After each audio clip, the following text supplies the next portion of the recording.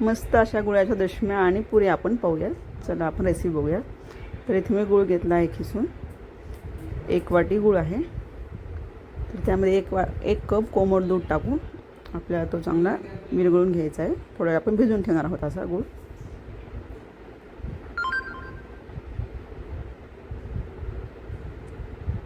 अशा प्रकारे थोडं आपण झाकून त्याला भिजवून ठेवूयात.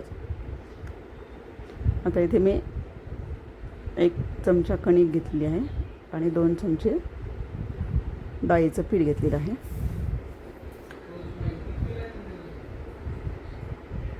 आता आपलं हा गूळ व्यवस्थित वितळलेला आहे. आता ते पाणी आपण यामध्ये घालणार आहोत आणि त्याच पाण्यामध्ये आपण ही कणिक भिजवून घ्यायची आहे. हे गव्हाचं पीठ अशा प्रकारे त्यामध्ये थोडंसं 1 चमचा तूप टाकायचं आहे. मस्त अशा ठिसूळ आपल्या दशम्या होतात. 8 दिवस टिकतात ह्या दशम्या छान.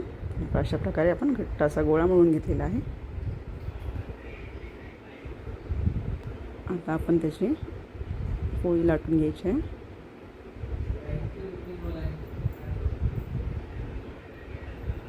आतून तूप लावून आपण त्याला घडी घालून घेणार आहोत.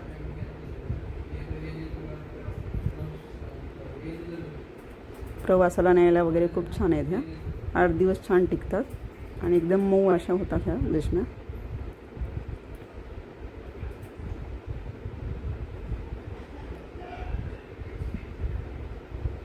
एक कप दुधामध्ये 2 चमचे कणिक बसलेली आहे आणि 1 चमचा डाळीचं पीठ. व्यवस्थित घट्ट गोळा असा झालेला आहे तो.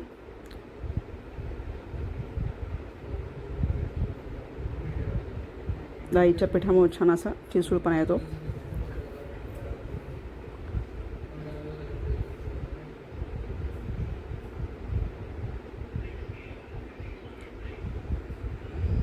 आता आपण छान ही दशमी भाजून घेऊयात.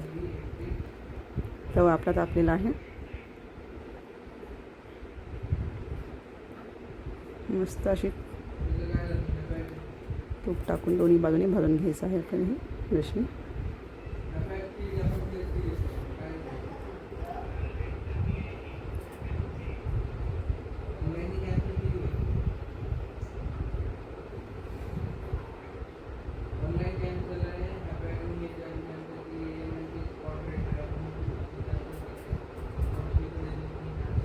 खूप मस्त खरपूस अशी भाजलेली आहे आपली दशमी. ही पहा, ही छान लालसर मस्त झालेली आहे.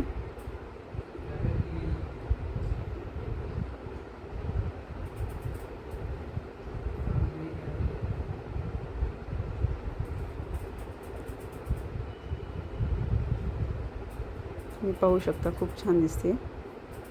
आता आपण याच पिठाच्या पोळी लाटून त्याच्या आपण पुऱ्या लाटून करून घेणार आहोत.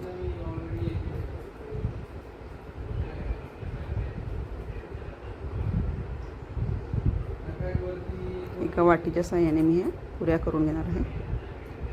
कट करून घ्यायच्या आहेत आपल्याला.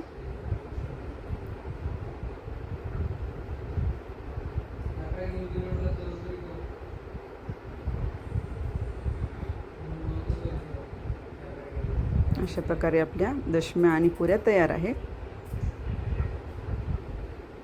खूप मस्त रेसिपी आहे. या चॅनलवरती नवीन असाल तर लाईक करा, सबस्क्राईब करा. धन्यवाद.